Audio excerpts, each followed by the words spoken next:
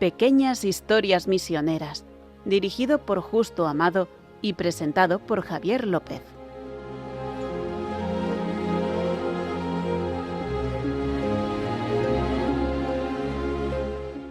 Hola, ¿qué tal? ¿Cómo están? Como acaban de escuchar, soy Javier López, el quien les habla, y me acompaña, como siempre, en estas pequeñas historias misioneras, Justo Amado, director de MEPRES. Justo, ¿qué tal? Muy bien, vamos a hablar de la misión y la oración, que es el tema principal, porque decía el Papa Francisco que la oración es la primera obra misionera, ¿no? Eso es. Y este programa, como siempre, se lo vamos a dedicar... ¿A quién se lo digamos? Yo creo que a la Delegación de Misiones de Zaragoza, donde está Federico, el director y delegado de misiones, y a Pilar. A Pilar de Zaragoza. También.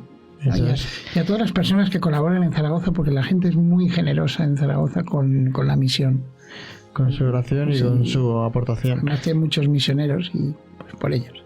Bueno, ya saben que si quieren colaborar o decirnos cualquier cosa a Justo Amado o a un servidor, a Javier López, saben que tienen la forma de contactar con nosotros a través del correo electrónico que nos facilita Radio María, que es historiasmisioneras@radiomaria.es. historiasmisioneras@radiomaria.es. Y saben que si quieren escuchar alguno de estos podcasts que hemos realizado en su buscador habitual de internet, poniendo Pequeñas Historias Misioneras Radio María, le llevan al listado de podcast donde tienen los más de 100 capítulos que llevamos ya al frente de este Pequeñas Historias Misioneras. Justo cómo pasa el tiempo, ¿eh? Sí, la verdad es que sí. Nos ya calculamos, Nos estamos haciendo mayores, 4 años, haciendo Pequeñas Historias Misioneras. ¿Y cuál es el tema de hoy, Justo? Bueno, vamos a ponernos en una especie como de contexto que va a ser, imagínense, Kenia. Nos vamos a Kenia, África. A una diócesis que se llama, una provincia, Machacos, que es una zona árida. Es verdad que pasan ríos, porque tengan en cuenta que las alturas más altas de África están por ahí cerca, ¿no? El Kilimanjaro y todo esto, pero es una zona árida. Y allí pues se estableció un convento de Agustinas Recoletas. Además, con la base de que le dijeron, bueno, hermanas, pueden ponerse allí porque allá hay mucha agua. O sea, si hacen un pozo seguro que sacarán agua y no tendrán ningún problema. Entonces, con esa confianza y también llamados por el obispo, dice, pues vamos allá. ¿Qué pasó? Hicieron un pozo, nada de agua. Cero, pero claro, la necesidad era tan acuciante que hicieron un segundo, un tercero, un cuarto, así hasta 8 pozos. Y de agua, nada. Y la situación era desesperante porque al lado del convento pues había un poblado relativamente grande, y entonces para sacar agua de donde fuera hicieron una conducción a 2 kilómetros, pasaba un río, pues pillaron una conducción y metieron agua de ese río. Lo que pasa es que, como decían las hermanas, el agua tenía colores, ¿sabes? De lo sucia que venía. Yeah. No, vamos, que potable no era, por decirlo educadamente, ¿no? Y entonces, claro, era una situación pues que empezaba a ser ya un poco... Y claro, hay que pensar que muchas congregaciones contemplativas son llamadas por los obispos de los países de misión, de los territorios de misión. Sí. ¿Por qué? Porque nosotros lo tenemos muy claro. ¿Quién es el que convierte los corazones? Jesús. O sea, ¿a cuántos misioneros hemos oído y a cuántas misioneras de que llegaban? Yo me acuerdo, Esperanza, la de Mongolia. Sí, que llegó allí y le sale una señora y le dice, ya estabais tardando hoy. Y dice, sí, dígame. Sí, ya estabais tardando. En venir. Pues en venir. Que vaya misioneros más tardíos. Y la señora se quería convertir. Dices tú, Dios mío. O sea, ¿quién la había convertido a esa señora? Pues, en fin, ¿no? Sí. Entonces, ¿quién la había acercado a Dios? En fin, pues Dios. Entonces, muchísimos territorios de misión anhelan tener una comunidad contemplativa, ¿no? Que sea como el contacto con Dios, ¿verdad?, de la diócesis que esté en contacto directo con Dios, porque estas comunidades contemplativas en el fondo son la voz de la Iglesia, la oración de la Iglesia. Al decir una hermana contemplativa decía, nosotros hacemos, rezamos por tantos hombres y mujeres que no saben, que no quieren o no pueden rezar. Cosa que es muy bonita. Es bonito, ¿no? Lo estaba diciendo muy bonito. Entonces, las hermanas, y también los monjes, ¿no? Entonces, y si te acuerdas, en este programa hemos hablado de muchísimas congregaciones contemplativas. Sí. Me acuerdo de los 6 primeros obispos chinos que consagraron. Enseguida se vinieron, los consagró el Papa en Roma, Pío XI, y enseguida se expandieron dieron unas vueltas por Europa buscando congregaciones religiosas femeninas contemplativas. Sí, sí. O sea, a ver si se llamaban unas carmelitas o... ¿Por qué? Porque así ya tenían la diócesis en funcionamiento. Dice, ¿qué? Pero, ¿y los centros asistenciales? ¿No? ¿Y las escuelas? ¿Dónde están? Pues fíjate, lo primero que pedían nuestros queridísimos hermanos obispos chinos, ¿no? Entonces, bueno, seguimos con las hermanas que están ahí buscando agua. Entonces, la superiora era la hermana María José Vila, una misionera valenciana, que claro, parece ser que lo consideró delante de Dios y dice, bueno, vamos a dar un último ataque. Vamos a hacer una novena y ya. Si la novena, después de hacer una novena, el 9º pozo no sale, pues claramente este no era el lugar, ¿no? Bueno, y sobre todo ella miraba a las hermanas kenianas como diciendo, sí, mira que estas son mujeres duras que vienen aquí de tribus de aquí de Kenia que aguantan carros y carretas, pero quizá nos estamos excediendo, ¿no? Entonces hicieron el 9º pozo y pegó una explosión y salió un agua buenísima. Por fin. Un agua buenísima, ¿sabes? Sí, sí. Vamos, y lo bueno es que hoy en su huerta hay verduras, pueden tener más animales, pues antes tenían, pero claro. Y entonces, y todos los alrededores del convento son como un oasis. Porque tienen agua. Porque tienen agua, pero también es la imagen esa del oasis donde uno descansa cuando quiere hacer oración, ¿verdad? Porque... ¿cuántas veces uno se acerca a un monasterio contemplativo, a San José, ahí en Ávila o en donde sea, ¿verdad? Y recibes una recarga, ¿no? Sí, recargas pilas, como dicen, ¿no? Se dice. Y además con esa agua, que es muy bonito, se amasa la harina de la mayoría de las formas consagradas que se consumen en Kenia. Eso no lo sabía. O sea, los 17 millones de católicos de Kenia, fíjate, casi comulgan con el agua del 9º pozo. Anda, no lo sabía. O sea que tiene su gracia, ¿no? Tiene su historia. Y entonces, hace unos años, esto de uno puede pensar, ¿qué hacen yendo misioneras contemplativas a África con lo que se necesita para los pobres y tal? Pues hace unos años un benedictino hizo un estudio de... Un benedictino francés, el hermano Andreas Ruin, del impacto que tienen las comunidades contemplativas en África. Y vamos... ¿Y cómo hizo el estudio? O sea, a base de visitarlas. Hizo una visita... Es verdad que las hizo, sobre todo en la zona del Sahel y todo lo que es Benín, Togo, Nigeria, toda esta zona de debajo del Sáhara, pero vamos, que fue muy positivo. O sea, lo único que puedo decir es que abarcan todos los campos. La aportación de ellos, o sea, porque normalmente las congregaciones contemplativas suelen ser hora et labora, que decía San Benito, ¿no? Sí. Reza y trabaja. Entonces, ese trabajo, ese orden de vida también se transmite a las comunidades cercanas. O sea, no solo es la oración, es todo. Es una forma de ver el mundo casi a través de los ojos de Dios y dedicado a Él. Entonces, para mí me parece una cosa muy, muy, muy bonita. Sí, sí, lo es. Y entonces, y esto ha sido así desde siempre. A mí me llamó la atención en el 2018 se abrió el primer monasterio benedictino en Egipto. que tiene muchísimo significado. Es donde nació, en Egipto, Sí. por si no lo saben los oyentes, que muchísimos lo sabrán y más que nosotros, allí nació el monacato, ¿no? Los monjes prácticamente nacieron en Egipto. Es verdad que eran monjes que se retiraban al desierto y vivían solos o en comunidades muy pequeñas o más o menos relacionados, el de la cueva de aquí con el de la cueva de allí a 10 kilómetros, Sí. ¿no? Pero es verdad, los padres del desierto pues fueron una base de espiritualidad muy fuerte para los primeros siglos de la Iglesia. Y entonces, cuando fundaron el monasterio que lo fundaron en una zona, en un sitio que está al lado del canal de Suez, ¿ya? Pues se llama Ismailía, ¿no? La ciudad.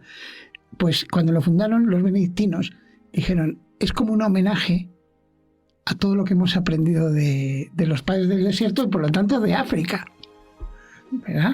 Es una vuelta a África de decirles, oye, muchísimas gracias por lo que nos habéis enseñado. Y mira, entonces, no sabía, es esta misión de la oración, vamos a decirlo, como decía al inicio, el Papa Francisco decía eso, de que la primera obra misional es la oración. O sea, de hecho, dar dinero simplemente, por ejemplo, cuando hace un donativo al Domum, está bien, pero sobre todo teniendo en cuenta que para lo que es sobre todo para evangelizar. Claro. Y para dar ese donativo tienes que estar muy convencido, ¿verdad? Sí. Tienes que saber que lo más importante es la fe. ¿Vas por la prueba de algodón o qué? Bueno, también por las vocaciones, ¿no? Las vocaciones en territorios de misión. Sí. Claro, en la prueba del algodón uno puede decir, no, qué bonito, los niños, que voy a ayudar a los niños en Asia, en África, en la India. Como las ONGs, absolutamente general, sí. Laudable. Sí, sí. Absolutamente laudable. Pero ya dar el paso siguiente de voy a colaborar con la evangelización, eso implica tener el alma más cultivada, ¿sabes? Sí, sí. No es tan sencillo. No es, bueno, pues sí, pero ¿y la utilidad? No. La utilidad, yo me acuerdo un novicio de una congregación que me dijo, a mí me quitaron lo de la utilidad, bueno, que había sido novicio, que ya era religioso, a mí me quitaron lo de la utilidad haciéndome barrer las escaleras durante un año al revés. Al revés. Y dice, ¿cómo que al revés? Sí, o sea, barría las escaleras de abajo arriba. Le tocaba el barrer las escaleras donde estaban. No de arriba abajo, ir tirando. Sí, y además le decía a su superior, decía, pero cada vez que barra un escalón, recuerde, el que hace las cosas es Dios. Lo de la utilidad es propiedad de empresas. Y aún así les va mal a las empresas. Dice, lo nuestro no va de utilidad. O sea, olvídese de eso y barría el escalón, ¿no? Pues algo así. Entonces, como decía, por eso se han hecho muchísimos monasterios en territorios de misión. Hay otro en Lodwar, también en Kenia, más arriba, cerca de la frontera con Etiopía. Y me acuerdo que decían que ahí en el monasterio también era de agustinas. ¿Ah, sí? Sí, y decía que era un sitio donde iban a rezar los misioneros. O sea, el típico misionero superactivo, sí. ¿No? Que acá en todos lados. En todas partes, viajando, yendo de una para otra. Sí, voy acá, voy con la comunidad. En realidad esto no es una parroquia, son 30 comunidades que tengo que estar a 200.000 kilómetros. Sí. 2 días de viaje para ir de una parroquia a otra. Pues los misioneros ahí de esa diócesis, pues sí, van allá, es un centro de descanso, reposo. Oasis, ¿no? Como he dicho antes. El oasis para cargar las pilas. El oasis del 9º pozo, ¿sabes? Ese es el oasis. Que es una avenida. A mí lo de la hermana esta, de Machacos, pues es curioso, ¿verdad? Porque es una imagen clarísima de lo que es un monasterio de vida contemplativa. Un oasis. Y después. Y esto ha llevado a que durante años aumente el número de monasterios de vida contemplativa en territorios que uno diría, ¿qué hacen ahí? O sea, en la India, piensen, por ejemplo, es que tengo solo los datos de las carmelitas de clausura. O sea, de las de nuestra Teresita de Lisieux, nuestra Teresa de Jesús, sobre todo, que es la madre de todos, ¿no? Es que es muy difícil tener el dato de todas, ¿eh? Muchas pero- congregaciones femeninas por el mundo. Sí, ya sé que es Sí, es imposible. la broma esa. No, La pero en broma. esta de las órdenes así de contemplativas sí que es... Vas a decir que es más fácil, ¿no? Sí, No. hay 34 conventos de monjes de solo carmelitas. Solo o sea, carmelitas, por eso. en la India. Sí, sí. Pero es que la India es inmenso. Sí, Justo. pero fíjate, 34. O sea, no sé cuántas habrá de Agustinas Recoletas. Habrá O de otras. o clarisas. Sí, sí. O sea, por eso hay que valorar esto. ¿Qué interés tienen las iglesias de allá para por favor? Después, y en Vietnam son 11. En Vietnam es muy bonito, porque el primero, esto ya para volver a una de mis santas preferidas, que si no hablamos de ella en pequeñas historias, igual me quedo triste. El primero se creó en 1861, en lo que es hoy es Ho Chi Minh City, pero bueno. No tiene ni 100 años, ¿no? Sí, No, 1800 has dicho, pero 1900. Tiene sí. muchos años. Tiene más años que muchos conventos europeos, fíjate. Y además ha sufrido durante, pues esto, casi 160 años o más de 160 años, ha sufrido todos los problemas que ha tenido Vietnam, que si la colonización, las guerras de Vietnam, etcétera, todo esto. Ahora el régimen comunista, que a veces es más abierto y otras veces no. Pero bueno, pero que han pasado por ello, vamos, como con muchísima soltura, ¿sabes? Y además, y entonces este monasterio de Saigón, pues ha sido como la cuna de todos los monasterios que ha ido habiendo en Vietnam, que ya les digo que son 11 monasterios. Está bien, ¿eh? Está muy bien. Entonces, yo me acuerdo que cuando empezó el monasterio, todo partió de un misionero que lo encarcelaron. El vicario apostólico de allá, Monseñor Dominique Lefebvre, un francés de las famosas misiones extranjeras de París. Lo metieron en la cárcel. Y estuvo 2 años y gracias a Dios no le cortaron la cabeza, ¿sabes?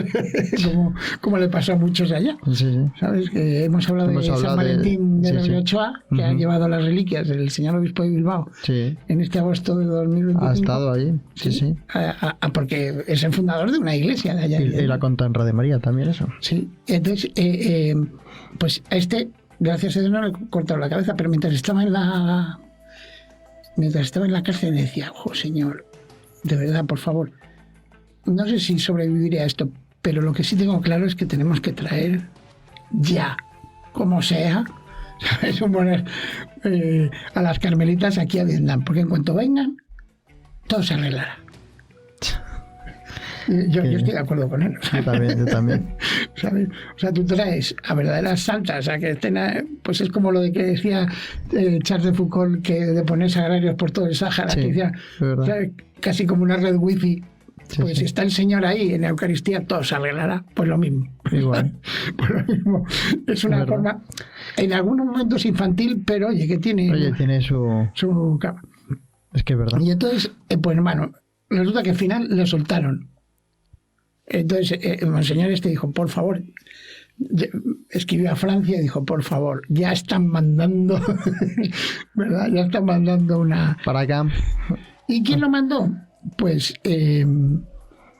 claro, lo mandó las carmelitas de Lisieux. ¿Ah, sí?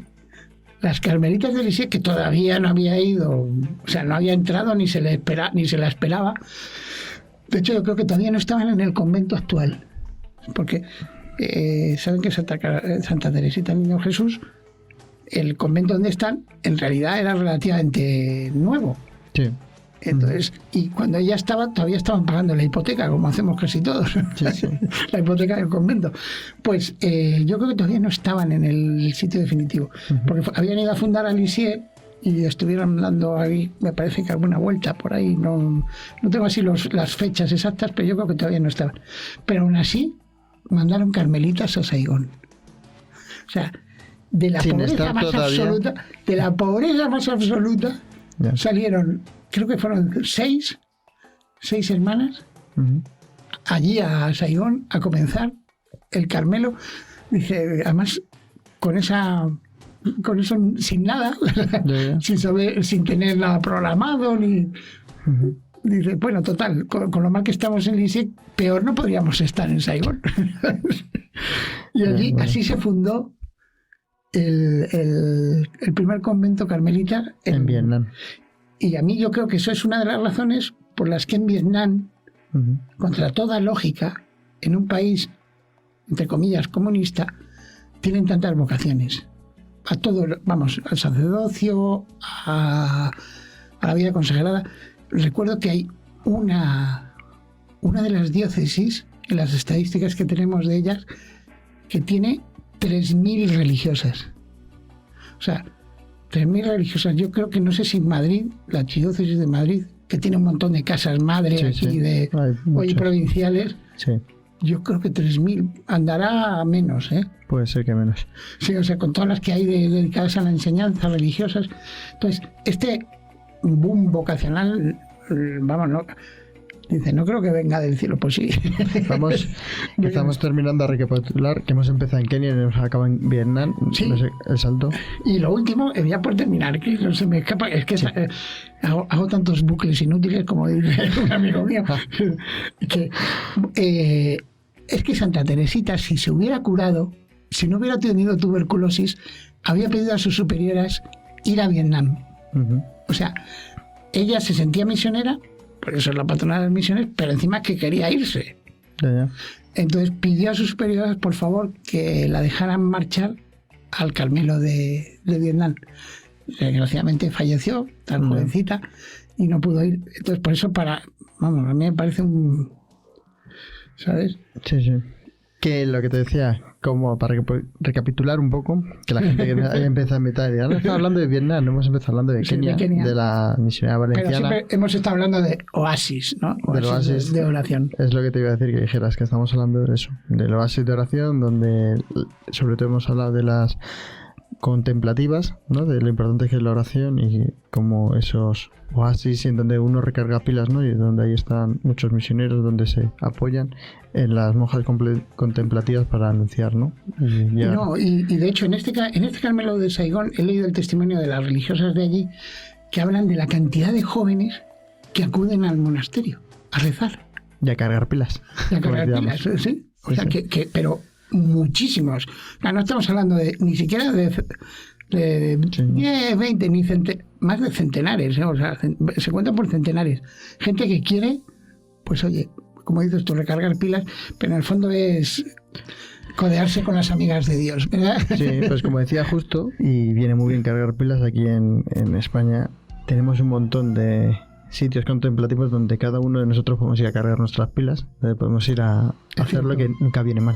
Sí, el recargar, que a nosotros también nos viene bien recargar pilas. Porque teniendo en cuenta siempre que la primera obra misionera es la oración. Muy bien. Pues dicho esto, ya se nos acaba el tiempo, justo. Muchas gracias un día más en estas pequeñas historias misioneras. Ya saben que si quieren escuchar alguno de los podcasts que hemos realizado, pueden hacerlo en su buscador habitual de internet poniendo Pequeñas Historias Misioneras Radio María, y ahí le llevan al listado de los más de 100 capítulos que tenemos. Y si quieren comentarnos cualquier cosa, decirnos cualquier sugerencia, lo pueden hacer al correo electrónico que nos facilita Radio María, que es historiasmisioneras@radiomaria.es. historiasmisioneras@radiomaria.es. Justo. Es un placer. Y a mí también me encantan estas pequeñas historias misioneras, y el tiempo es el que es. Y nos vemos hasta el siguiente. Un pequeño apunte justo rápido. Nada más, que se lo hemos dedicado a Zaragoza, eso precisamente es. Porque ellos hacen una actividad que se llama Misión y Contemplación, que es rezar con un grupo misionero en un monasterio de clausura cada mes. Por eso, un saludo y ya está. Pues muchas gracias, Justa. Ahí queda el saludo y nos vemos en el siguiente capítulo.